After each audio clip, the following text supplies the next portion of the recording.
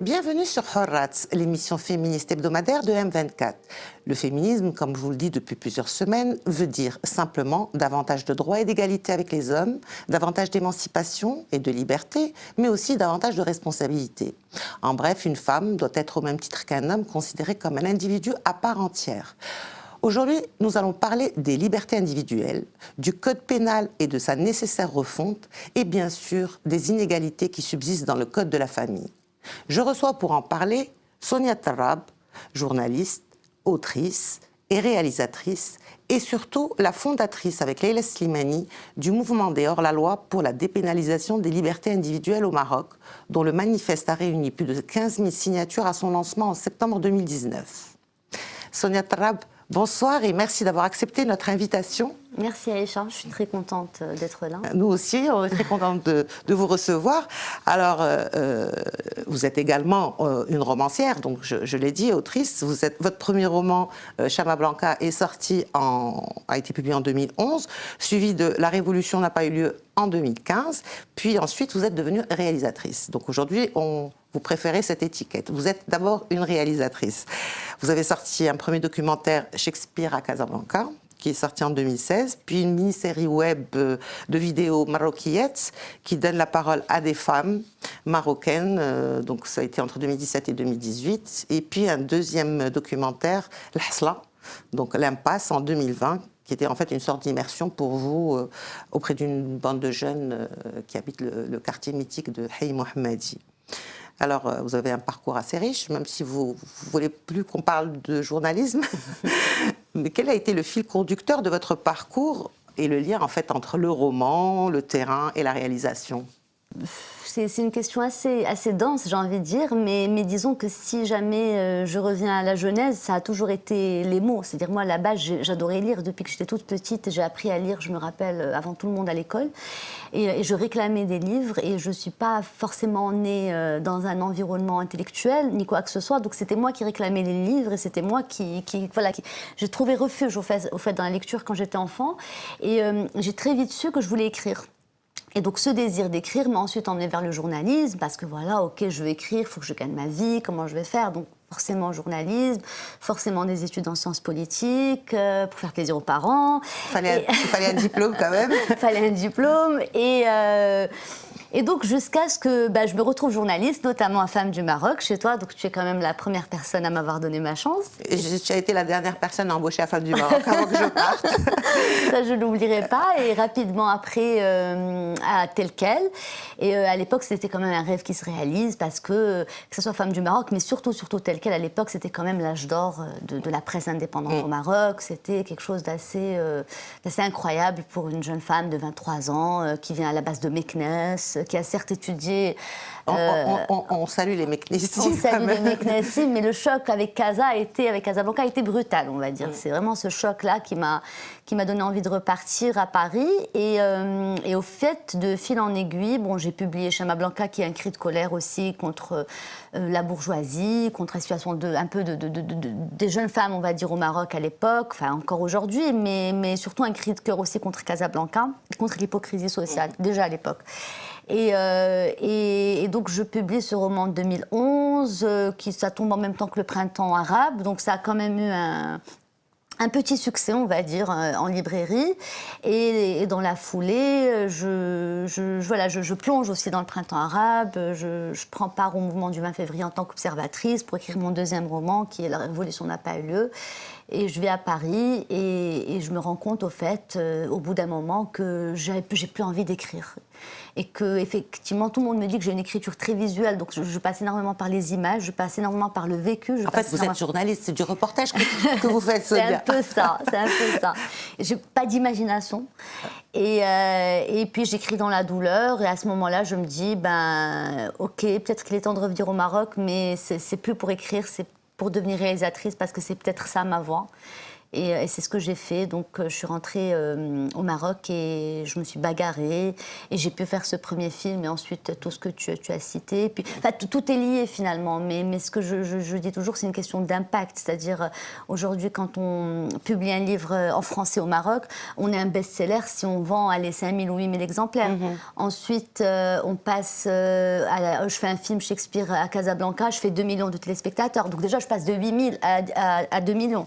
Et ensuite, je fais la web-série marocaine et je touche 10 millions. Et là, je passe de la télé au web et au fait, je me rends compte qu'il y a plus d'audience, plus d'impact, au fait. C'est-à-dire que finalement, comment faire en sorte que ma voix soit entendue avec le plus d'ampleur possible. D'accord. Alors, donc, cette injustice qui vous anime depuis très longtemps, vous a poussé à créer ce collectif. Donc, pourquoi les hors-la-loi? Pourquoi avec Leïla Slimani? D'où est venue l'idée? Comment ça s'est passé? Au fait, moi, si tu m'avais dit il y a encore 3 ans ou 4 ans que j'allais être militante, je t'aurais vraiment ri à la figure. Je t'aurais dit, mais jamais de la vie, moi je ne suis pas du tout militante, je ne me considère pas du tout comme ça. Mon engagement, il est plus hyper personnel dans l'art, dans mes films, etc. Mais disons que tout m'a porté à ça finalement, sans que je me rende compte, de manière très très inconsciente. Et quand, donc même avec ma Roquiette, finalement, qui a dénoncé énormément de choses, dont le harcèlement sexuel, le viol, une jeune femme qui a fait son coming out à visage découvert en public, à l'époque c'était quand même assez gros. Et donc quand la journaliste Hajab Essoni s'est fait arrêter, mon mari, qui m'a dit pourquoi, moi je comprends pas, pourquoi les femmes elles ne peuvent pas se réunir et faire comme le manifeste de Simone de Beauvoir et dire j'ai avorté, il faut que les femmes intellectuelles et artistes de ce pays le fassent. Je lui ai dit moi je le fais, super idée. Et le lendemain j'ai appelé des femmes qui me sont chères, dont toi d'ailleurs, tu fais partie des premières femmes que j'ai appelées. Absolument. Et Leïla aussi, ouais. Donc c'est vraiment le même jour quoi. Et donc j'ai appelé Leïla avec qui j'avais ce rapport. On avait un rapport, on se connaissait pas très bien, mais je sais qu'elle m'encourageait beaucoup dans ce que je faisais, et moi aussi je l'admirais énormément, donc je l'ai appelée, et quand je l'ai appelée, elle me dit, écoute, c'est pas possible, les femmes elles vont pas vouloir dire qu'elles se sont fait avorter, ça va être trop compliqué, on peut pas être 20, il faut qu'on soit des centaines. Je dis, si tu veux qu'on soit des centaines, il faut mettre le 490, et les relations sexuelles hors mariage vont être beaucoup plus faciles à avouer, on va dire, à assumer. Et ce moment-là, je sais pas, j'ai eu une espèce d'évidence où j'ai vu une autoroute en face de moi. D'ailleurs, c'est la seule chose que j'ai fait avec certitude dans ma vie. Je suis remplie de doutes, mais c'est le seul truc que j'ai fait avec certitude. Je lui ai dit, écoute, tu sais quoi, on va avoir 490 signatures et on va l'appeler Kharj al Qanoun. Et tu vas voir, ça va exploser parce que tout le monde va partager en même temps, le même jour, à la même heure. Elle m'a dit, OK, on y va. Et c'est comme ça. Et donc, c'est devenu en fait le collectif 490. Voilà. Donc Est-ce que le nom hors-la-loi n'a pas un peu gêné? Est-ce que ça n'a pas un petit peu empêché certaines personnalités de signer? Peut-être, mais je peux te garantir qu'il y a certaines personnes qui ont peut-être ont été un peu frileux, on va dire, de signer, mais qui ensuite se sont dit pourquoi pas, finalement j'aurais dû signer, et qui ensuite ont signé la pétition, ou ont signé le manifeste par la suite, ou nous ont rejoints d'une manière ou d'une autre, ou ont fait des vidéos pour nous. Tu vois, même des gens qui au départ, parce que tout le monde avait cette peur justement de hors-la-loi, mais ce qui était incroyable, moi je me rappelle pendant les 10 jours qui ont précédé la publication du manifeste, quand on ramassait les signatures, le débat avait déjà lieu. Moi, j'allais dans les restaurants, j'ai croisé une jeune femme dans l'ascenseur qui me dit j'ai signé, je suis en train d'encourager ma mère à signer. Pareil, dans le resto, une femme qui vient à ma table qui me dit tu sais, hier j'ai fait une enquête avec mes copines. Avant la publication? Oui, avant la publication. Déjà, tu vois, le fait d'avoir mis les femmes devant ce choix de dire hors-la-loi, déjà c'était un geste fort. Donc c'était des débats en famille, c'était est-ce que je dis que je suis hors-la-loi, est-ce que ma propre belle-sœur a signé à la dernière minute. Ça a été un vrai chemin de réflexion pour elle, de se dire que et ça, je trouvais ça magnifique parce qu'il fallait quelque chose de fort, il fallait quelque chose d'audacieux, il fallait quelque chose de courageux. Moi, j'avais envie que ça explose. La société était mûre, alors justement. Apparemment. Il n'y avait pas des mouvements contre, des conservateurs, des gens qui ont attaqué, forcément. On est une oui, société qui reste conservatrice. Certainement, mais moi, je pense que c'est toujours une question de timing, parce qu'après tout, moi j'avais observé ça dans Maroquias. Dans Maroquias, le jour où on a publié la vidéo de la jeune femme qui a fait son coming out pour dire qu'elle était bisexuelle, moi j'avais très peur. Mais la vague d'amour qu'on s'est reçue a été nettement supérieure à la vague de haine, que je me suis dit, il y a quelque chose. Et ce quelque chose, il réside dans la jeunesse marocaine. Les jeunes aujourd'hui qui se sont emparés des réseaux réseaux sociaux, qui s'expriment dans les réseaux sociaux, qui ont finalement d'autres références, d'autres valeurs et tout grâce aux réseaux sociaux, ces jeunes-là aujourd'hui ont besoin de quelque chose qui les représente, ont besoin de se retrouver dans un certain discours, ont besoin... Ils veulent moins d'hypocrisie, plus de liberté. Et se sentir moins seuls dans cette hypocrisie, de se dire, ah, bah, finalement, oui, ces gens-là, enfin, il y a quelqu'un qui en parle, enfin, il y a quelqu'un qui dénonce ça. Et on a été très, très, très rapidement portés par ces jeunes. Parce que c'est ces jeunes-là qui nous ont portés, qui nous portent encore. La majorité de notre communauté, c'est des 18-24 ans. Encore aujourd'hui. Ben c'est les 3/4 du Maroc. Hein. Le Maroc est fait de sa jeunesse. Hein. C'est les moins de 25 ans, je crois, qui constituent 70%. Exactement. Et donc c'est clair qu'ils veulent autre chose et veulent vivre peut-être dans les règles. Ils peuvent être locomotives de... Après, on peut argumenter que c'est pas la majorité, etc. On va dire oui, c'est peut-être des gens qui ont accès à une certaine éducation ou à un certain contexte, à un certain environnement. Mais au fait, non, parce que finalement, la plupart des jeunes qui nous soutiennent, c'est des jeunes qu'on croise tous les jours, de toutes les catégories socio-économiques, de toutes les principes ou les valeurs, etc. Et chacun a trouvé finalement une raison de nous soutenir. Et il y a une vraie mixité qui donne de l'espoir et dire ces jeunes-là peuvent être une locomotive. Mais ce que j'ai vu aussi, vous avez déclaré récemment que même ceux qui sont contre, c'est-à-dire, je rappelle, donc l'article 490, c'est les relations sexuelles autorisées entre adultes majeurs et consentants, et que même ceux qui ne veulent pas, parce que c'est le choix de tout un chacun, donc sont contre justement que l'État s'immisce dans la vie privée.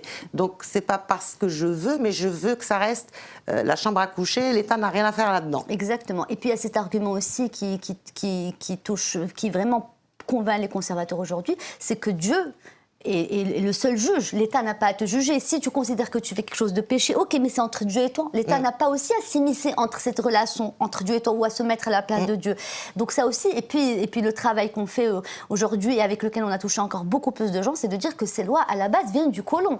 Elles ont été faites à la fin des années 50. Donc voilà, par l'IOT, qui s'est inspiré du code napoléonien. Donc là, aujourd'hui, on fait un vrai travail grâce à notre avocate Rizlan Mamouni, qui fait un travail incroyable, qui a publié un article de fond sur le magazine Zaman et qui passe maintenant un peu partout pour répéter ça à qui veut l'entendre. Et aujourd'hui, on a réussi aussi à faire entendre cet argument. Et on est un des rares pays, je pense, qui a cette loi, parce que je pense qu'en Tunisie, elle n'existe pas. En Tunisie, elle n'existe pas. Bon, il y a l'adultère, par exemple. Oui.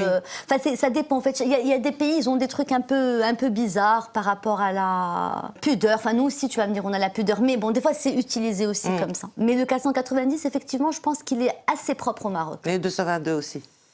Oui, et le 222 aussi, exactement. Voilà. Donc on a deux autres articles. De l'IOT, d'ailleurs. Voilà, de l'IOT. Exactement. Et donc vous avez été reçu en tant que collectif au sein du ministère de la Justice. Bon, je dis au sein du ministère parce que c'est pas le ministre. C'est sa conseillère qui nous a reçus. Oui. Alors pourquoi c'est pas lui, M. Ouhébi n'avait pas le temps ce jour-là? Non, peut-être qu'il n'avait pas le temps parce qu'effectivement il y avait pas mal d'urgence ce jour-là, si ma mémoire est bonne. Mais aussi le plus important, ça a été d'être reçu, de savoir qu'aussi notre lettre a été reçue, a été lue et d'avoir été encouragé à continuer ce qu'on fait et d'avoir pu le médiatiser parce qu'on aurait pu aussi être reçu en secret et ne pas pouvoir le médiatiser, mais le fait de l'avoir médiatisé, d'avoir pu le médiatiser de cette manière, pour nous, c'est un signe très fort de continuer ce qu'on fait. Et il y a des nouvelles depuis? Qu'est-ce qui se passe? Parce que le code pénal a été retiré. Oui. Et donc là, ils sont en train de travailler, je suppose, sur une nouvelle... nouveau code pénal. Et selon ces récentes déclarations, ça va être déposé à la rentrée parlementaire, on va voir. Donc là, vous êtes en mode on attend, on voit. Est-ce qu'il faut quand même continuer à militer, à faire du bruit autour de la question? Mais grave, c'est le moment ou jamais. Là, on est en train de préparer, on va relancer notre pétition qu'on avait déposée au Parlement. Alors justement, parce que cette pétition, parce qu'il faut 5000 signatures légalisées pour que ça soit... avec des gens inscrits sur les listes électorales, pour que ça soit accepté au niveau du Parlement. Donc c'est un peu plus compliqué que de signer sur le réseau ou par mail. Non, mais excuse-moi, je t'ai interrompu, mais le pire, c'est pas ça. Le pire, c'est que nous, au début, on a commencé à ramasser les signatures de manière digitale, parce que nous, notre force, c'est les réseaux sociaux, et c'est les jeunes. Donc non seulement on a inscrit des centaines de jeunes sur les réseaux sociaux, malgré eux, parce que je peux te garantir qu'on a rencontré une résistance inimaginable, mais en plus de ça, on a commencé à ramasser, et du jour au lendemain, on a dit, ah non, les signatures digitales, elles sont pas valides. Ouais, donc là, je dis avec le site, on dit que la plateforme est tout, si c'est pas validé. Donc, il y a aussi un problème par rapport à cet exercice, ce droit constitutionnel qu'on a de citoyen, de se saisir et de faire une pétition. C'est pas encore au point. C'est pas encore au point. Ça existe depuis 2011 et c'est pas encore au point. Le digital, c'est encore un petit peu en retard par rapport à... Oui, mais pourquoi tu as la plateforme alors? Donc le Covid est venu accélérer... Et le Covid est venu après, parce que nous on a eu 3-4 mois comme ça, ensuite le Covid, donc on a tout mis en pause et là on va reprendre et on va pas faire de signature digitale, on va faire des signatures à la main, à l'ancienne. Voilà. Bon, ça prend un peu plus de temps, mais bon. On n'a pas le choix. Il faut ce qu'il faut. Et donc, vous avez aussi, parmi les causes que vous avez défendues, vous étiez parmi les personnes qui ont soulevé ce fameux mouvement MeToo Université, donc, qui dénonçait en fait le harcèlement sexuel dont faisaient l'objet certaines étudiantes. Donc, ça fait partie aussi des... Quel est le lien, justement, entre l'article 490, le harcèlement, et je dirais même le viol, et peut-être aussi la pédophilie. Ouais. Donc, pourquoi il faut justement abolir cet article 499 ? Parce qu'il faut des arguments encore plus concrets, à part dire oui, c'est ma vie, je fais ce que je veux, mais voilà, il y a quand même des conséquences très importantes. Au fait, aujourd'hui, là, nous, la vraie différence qu'on a fait aujourd'hui, c'est que nous, on est venus et on a rendu le combat des libertés individuelles féministe. Il ne l'a jamais été. Avant, les gens militaient pour les libertés individuelles tout seuls et les féministes militaient pour la Moudawana, le code de la famille, tout ça. Il n'y a jamais eu cette espèce de jonction de dire, voilà, aujourd'hui, une jeune femme, quand elle se fait violer et qu'elle va porter plainte, eh ben, elle a de fortes chances de se retrouver en prison à cause de l'article 490. Mais ça, beaucoup de femmes militantes féministes l'ont dénoncé à l'époque. Mais pas de la même manière. C'est-à-dire, d'après ce que je sais, parce que moi, je ne vais pas parler de ce que je ne sais pas ou d'une époque où je n'étais pas présente. Mais en fait, ce qui se passe, c'est que ce n'était pas une priorité. C'était vraiment un mémorandum. Voilà, il y avait, en plus, c'est normal, parce qu'il y avait le code de la famille, il y a tellement de combats à mener. Et puis le code pénal touche tout le monde, c'est-à-dire aussi bien les femmes que les hommes. Aussi bien les femmes que les hommes, donc on ne peut pas mener les combats aussi de front. Mais au fait, l'idée, cette idée, elle ne nous est pas tombée du ciel. Nous, cette idée, elle est tombée à cause des témoignages. Parce que nous, depuis qu'on a lancé Moroccan Outlaws, on a quand même reçu plus de 1000 témoignages. Et la plupart de ces témoignages-là, c'était des universités, c'est ça? Non, en général. En général. Non, parce que voilà, tu me disais c'est quoi le lien. Donc ça a commencé déjà par dire, ok, aujourd'hui, on ne veut pas abroger ces lois parce qu'on veut être libre, la liberté du corps, et nanana. Non, ça, c'est pas le bon argument, on l'a très bien compris. L'argument, c'est un argument avant tout qui est féministe en faveur de plus de justice envers les femmes. Et de dire aujourd'hui, les femmes, elles sont empêchées de porter plainte, et on a des exemples. Et on a eu le cas de Hannah avec le revenge porn, le stop 490. Le stop 490 a eu encore plus d'écho que le manifeste. On a touché des millions de personnes avec le hashtag Stop 490. Et du coup, aujourd'hui, quand il y a des combats quand il y a des combats féministes, déjà, on est devenu une référence chez les jeunes. Donc, on est des lanceurs d'alerte. Quand il y a quelque chose qui se passe, on est parmi les premiers à recevoir des tonnes de messages. Voilà ce qui se passe, s'il vous plaît, publiez tout. Et quand on a vu ça, nous, ce qu'on a fait, parce que le débat était déjà là, grâce au travail remarquable de Tel Quel, Sexe contre bonne note et tout, donc le débat était quand même déjà là. Nous, ce qu'on a fait, c'est qu'on a créé un hashtag. On a créé un hashtag qui est MeTooUniv et ce hashtag a eu un écho international parce que du coup on a commencé à partager beaucoup sur Twitter et ça a commencé à être repris par la presse internationale partout dans le monde. Ça a libéré la parole des jeunes femmes ? Ça a libéré la parole des jeunes femmes, on a reçu une centaine de témoignages et surtout on a été là pour dire ok, aujourd'hui nous on milite pour plus de justice envers les femmes. Et plus de justice envers les femmes, ça inclut aussi le harcèlement dans tous ses aspects et dans tous les cadres possibles. Et aujourd'hui, voilà, on le sait très bien, on est en train de suivre des affaires qui concernent le harcèlement sexuel où la justice n'a pas lieu, n'a pas été rendue. Moi, juste question d'une journaliste à une journaliste, ces témoignages, est-ce qu'on est sûr de leur véracité? Est-ce qu'on est sûr des sources? Ou est-ce qu'on décide de croire les femmes anyway? On décide de croire les femmes anyway parce que nous, de toute façon, on n'a pas les moyens d'un organe de presse, on n'a pas 100 personnes qui bossent avec nous qui vont aller vérifier tout. Nous, on est là, on reçoit des messages par notre messagerie, on parle avec ces femmes, on leur dit bon, comment ça va, merci, est-ce qu'on peut... En général, on pose des questions, donc on génère des détails et on publie. D'accord. Et quels sont les autres articles du Code pénal qui sont utilisés aujourd'hui comme outil de vengeance à l'égard des femmes ? Ben, le 491 aussi, l'adultère, évidemment. Même le 490, parce qu'une femme qui n'est pas, enfin, qui est divorcée, enfin, est empêchée de refaire sa vie. Oui, alors déjà, ce qui est incroyable, c'est qu'aujourd'hui, il y a énormément de femmes en prison parce que, justement, en cas d'adultère, par exemple, la femme pardonne à son mari adultère, donc lui sort, et l'autre qui est célibataire reste en prison à cause du 490.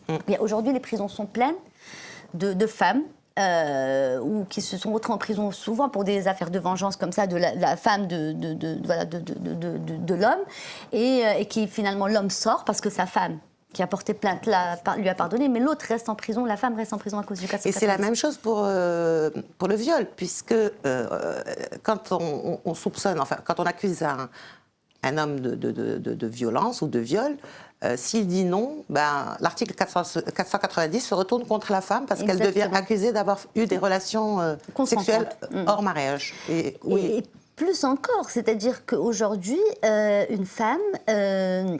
c'est partout dans le monde, c'est difficile de prouver un viol. Donc si au moins dans un pays où on met les violeurs en prison, je t'aurais dit, bon, la justice, elle est comme incroyable, elle est là, elle protège les femmes, et donc on arrive à mettre les violeurs en prison. Mais les chiffres sont aberrants. C'est-à-dire quand tu vois qu'en 2020, tu as, je sais pas, 700 violeurs en prison pour 14 000 en prison pour le 490, enfin, poursuivis pour le 490, c'est quand même... La différence, elle est inimaginable. Et c'est là où tu te dis, il y a un vrai problème de société. Et il n'y a pas beaucoup de place en prison et ce n'est pas la place des jeunes. Exactement, et ce n'est pas la place des jeunes. Et nous, aujourd'hui, tout ce qu'on est là, c'est qu'on dit juste l'hebs là. C'est-à-dire, OK, on peut comprendre, on est une société conservatrice, on est une société musulmane, on a nos valeurs, on se respecte, etc. Juste ne mettez pas les gens en prison. Le respect aussi de la vie privée. Oui.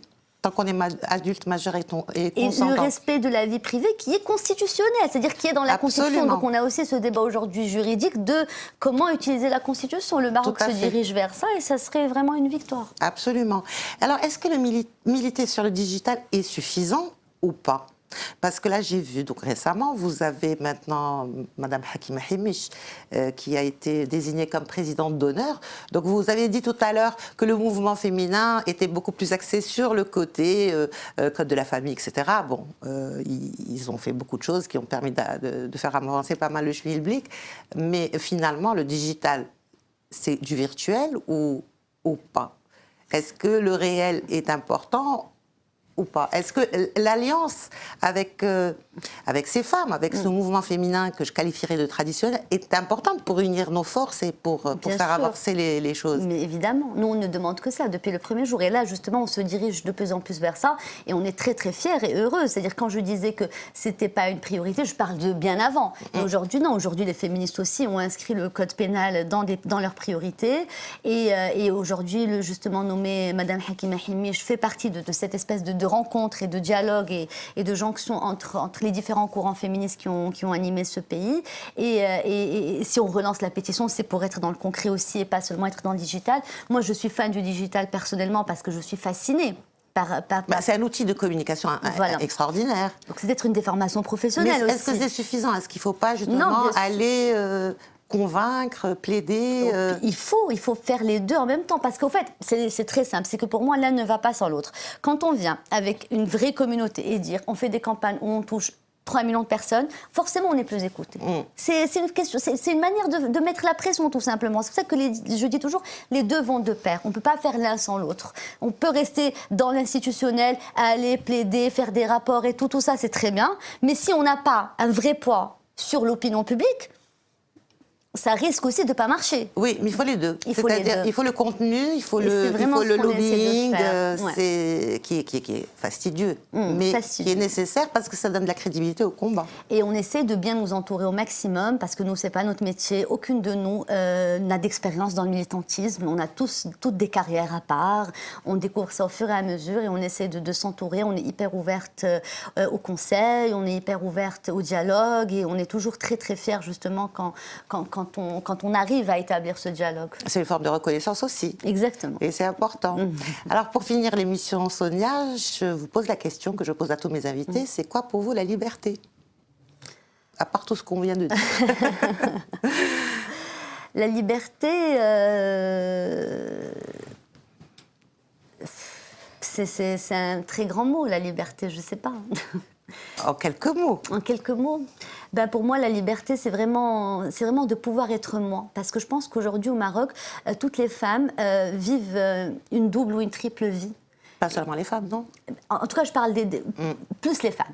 Les hommes aussi, c'est vrai, parce qu'il y a énormément d'hypocrisie sociale et tout, mais en fait, c'est cette double ou triple vie. Des fois, on est obligé de mentir pour ne pas choquer les gens, pour ne pas brusquer notre entourage, pour ne pas décevoir notre famille, selon peut-être des valeurs qui ne sont pas forcément les nôtres et tout. Et je pense qu'aujourd'hui, la vraie liberté sera quand on parviendra à marquer une rupture dans notre espace individuel avant tout, pas notre espace collectif. Mais le jour où on arrivera à vraiment s'imposer dans d'abord notre petite entité familiale, proche et tout, et à nous imposer comme on est, ça sera un acte. Et dans l'espace public aussi. Mais pour moi, avant l'espace public, il faut vraiment s'imposer dans l'espace individuel. D'ailleurs, la révolution n'a pas eu lieu, parler de ça, du fait qu'on ne se révolte pas suffisamment individuellement pour nous révolter collectivement. En tout cas, on souhaite que ça se produise. Je pense qu'avec toute cette jeunesse qui aujourd'hui très au fait de ces combats, le fera pour les prochaines générations. En tout cas, merci beaucoup Sonia pour la qualité de vos réponses, pour le combat que vous menez. Donc je rappelle que vous êtes réalisatrice et que vous êtes donc militante et cofondatrice du collectif Les Hors-la-Loi, 490, qu'est-ce qu'on doit dire maintenant? Ce que tu veux. Mais surtout que vous êtes une vraie passionnariat, que vous êtes éprise de liberté, de justice, et j'espère que cette foi continuera à vous faire vibrer. Merci Aïcha. Merci encore. Quant à vous, chères téléspectatrices et chers téléspectateurs, cette émission est à présent terminée. Je vous donne rendez-vous avec une autre personne et une autre thématique la semaine prochaine, même heure, même endroit. Bonne continuation des programmes sur M24.